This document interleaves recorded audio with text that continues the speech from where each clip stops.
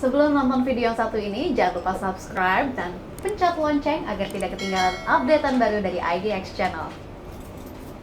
Oke, Anda tadi menyampaikan secara jangka pendek dan juga menengah. Secara jangka panjang mungkin Anda bisa sisipkan sedikit Pak Martin. Bagaimana sebetulnya proyeksi untuk pertumbuhan di bandara domestik di Indonesia?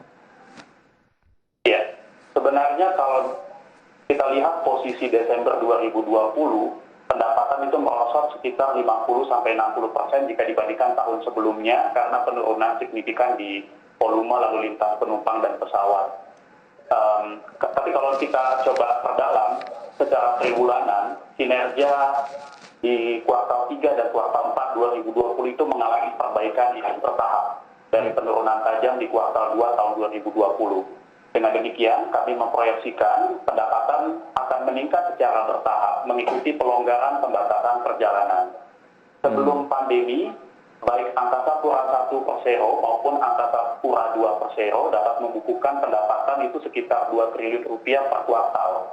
Namun selama pandemi ini pendapatan menurun hingga kurang dari 50% dibandingkan tahun 2019, sehingga memberikan tekanan arus kas operasi mengingat mayoritas biaya operasi merupakan biaya tetap.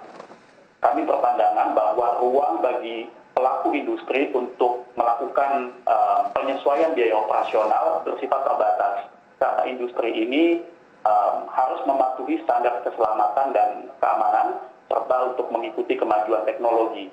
Jadi walaupun kami mengapresiasi adanya upaya perusahaan untuk melakukan efisiensi biaya, namun dengan adanya kontraksi yang terjadi pada arus kas masuk, tidak sepenuhnya dapat dikompensasi dengan strategi penghematan biaya perusahaan.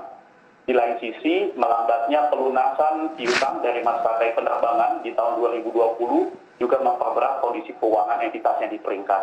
Nah, hal inilah yang mendasari alasan kami kenapa memberikan prospek negatif dalam jangka pendek dan menengah. Namun seiring dengan adanya pelonggaran dari pembatasan penerbangan dan juga efektivitas dari program vaksinasi, dalam jangka panjang kami menilai bahwa industri bandara masih merupakan salah satu industri yang stabil dalam jangka panjang ya, karena memang dilihat dari kondisi geografis Indonesia membutuhkan transportasi udara sebagai moda transportasi utama.